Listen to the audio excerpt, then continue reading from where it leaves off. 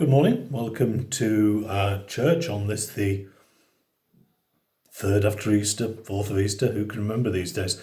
I hope you like my new haircut. I don't think it's at all bad, but it was done differently this week. It was done not according to the old ways, because I don't remember last time I went to the hairdresser being told to sit down, shut up, and keep quiet.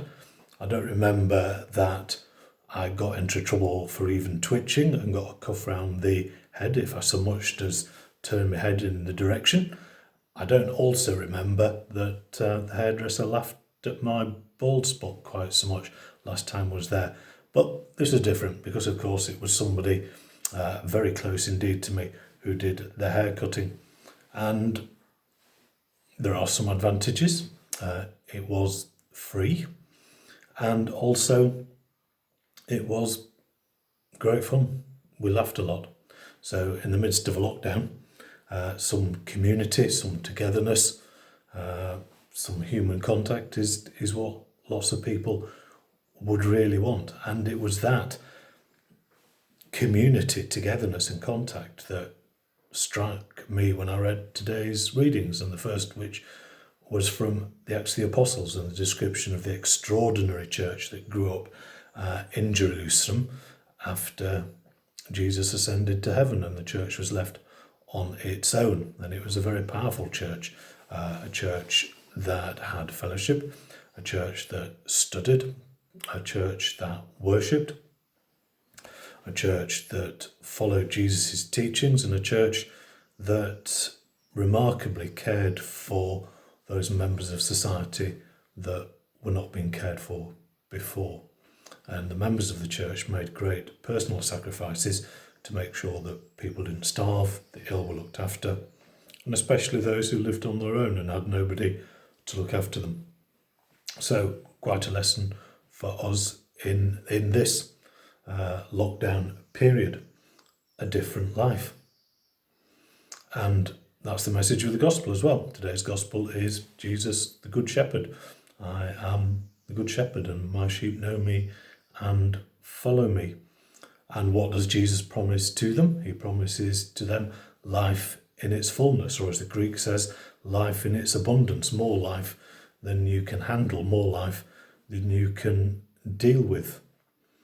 And he promises that life in all its fullness before he goes to the cross and dies. So it's not a promise of full life as we might want it. It's not a promise of a life of health and wealth and happiness. It's a promise of life in its fullness. But it's a life properly lived. It's a life that is built on his life. It's a life that's built on following his way. It's a life that's built on being controlled by him. I am the Good Shepherd. I am the gateway. If you follow me, I will lead you to pasture. In other words, I will give you what you need and what you don't even know you want yet. So his way is the way that we might not choose to go down. His way is the way that we probably haven't planned to go down. And his way is the way that others wouldn't advise us to go down. But his way is built on God's way. And that is the only way to enjoy life in all its fullness. So thinking of our churches now, I'm wondering what you might be missing from the offering of the church week by week. Funnily enough, I'm not missing Holy Communion, but I am missing the fellowship. I'm missing the church members. I'm missing the singing in harmony. Doesn't apply to every church, does it? But in some of the churches we do sing together very well. Also, I'm missing the tea and the cake afterwards. Again, doesn't apply to every church, and I'm thinking of two churches in particular that aren't very good at the cake provision. So you know who you are. Let's see if we can get back to proper catering. And the coffee could do with improvement as well. But it was that kind of togetherness where we shared and we shook hands and sometimes hugged each other and that kind of thing, is what I'm really missing now, is the physical church, the church that cared for other people. And I'm not at all sure that we're going to get back to that in the way that we think we will. There could be some financial pressures on some of our churches that haven't got big reserves. The diocese could be suffering as well. There could be implications for staffing and all kinds of things coming down out of this that we're not fully prepared for.